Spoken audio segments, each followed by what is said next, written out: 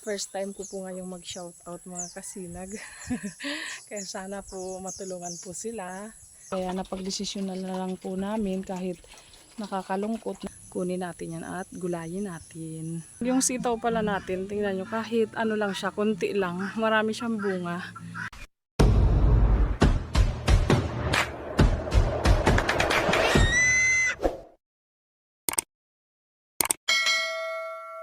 Magandang hapon po mga kasinag. Magkapakain naman tayo ng ating mga alagang baboy. Kasi hapon na, kararating ko lang po galing sa barangay. Kaya magpapakain na tayo ng ating alagang baboy.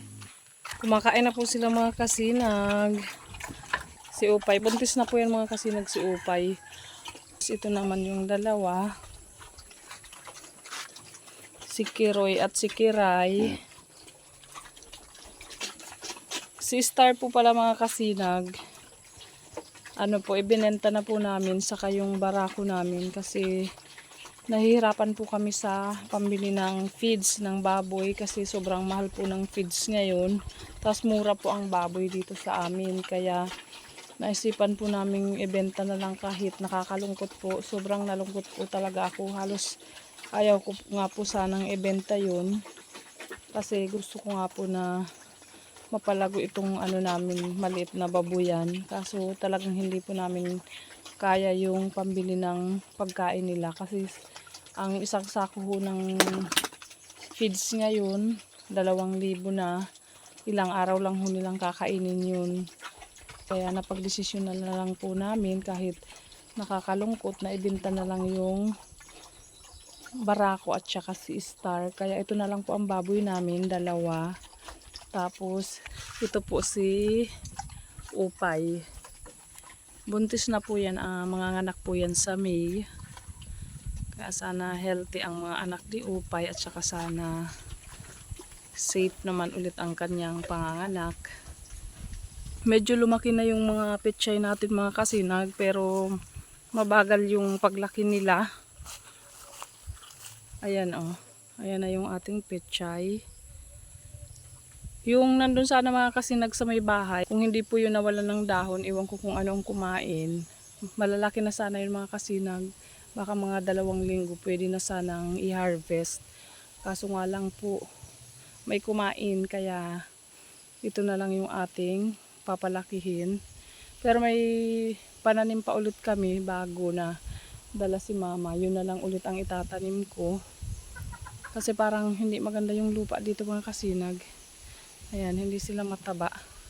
Pero nilagyan ko yan ng lupa na galing dyan sa may likod ng kulungan ng baboy namin. May gusto nga po pala mga kasinag magpa-shoutout. I-shoutout ko natin si Agi TV, tapos si Bicolanong taga Batangas, at kay Mr. Berting TV, at shoutout na rin po kay Lolo Benz Agriventure.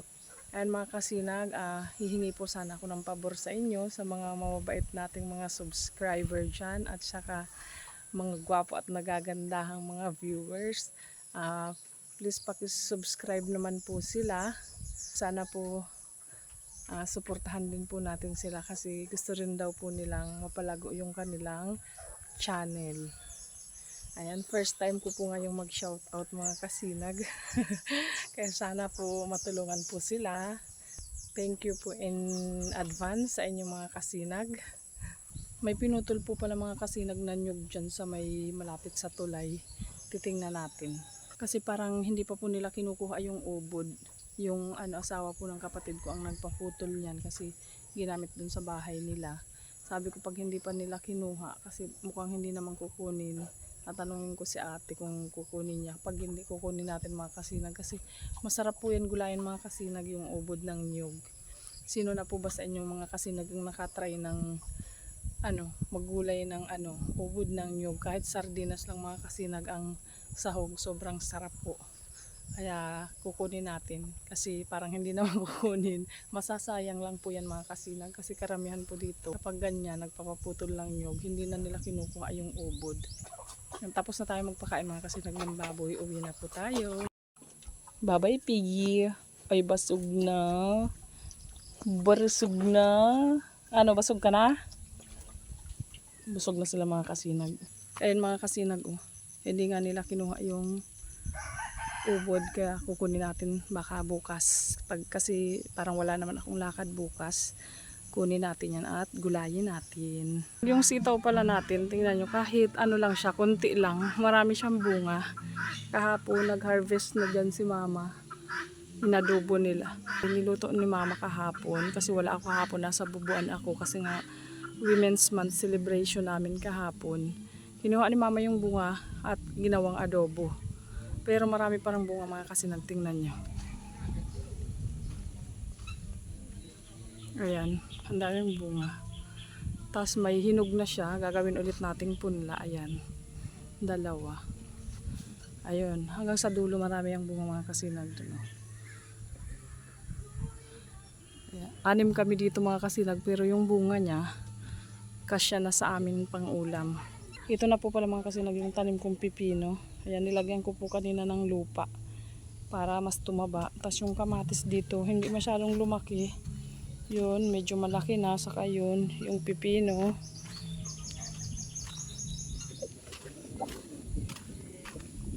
Tapos yung kalabasa ko mga kasinag, ayan, medyo malaki na rin.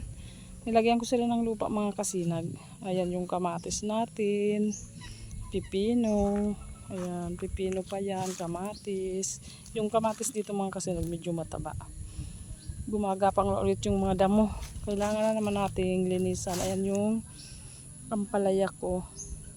Malapit na rin siyang gumapang mga kasinag. Saka ayun pa ampalaya. Gagawin ko po sila dito mga kasinag ng gapangan. Kapag ang gapang nila nasa may bakod na, gagawa ako ng magagapangan nila. Yung tinanim ko po dito mga kasinag, nawala ngayong mga dahon. Ayan, kaya nakakalungkot, pati yung sa plangganang tinanim ko nawala rin. Daming bunga mga kasinag ng langka. Ayan, may hihintay na naman ulit tayong pahihinugin na langka. Ayan.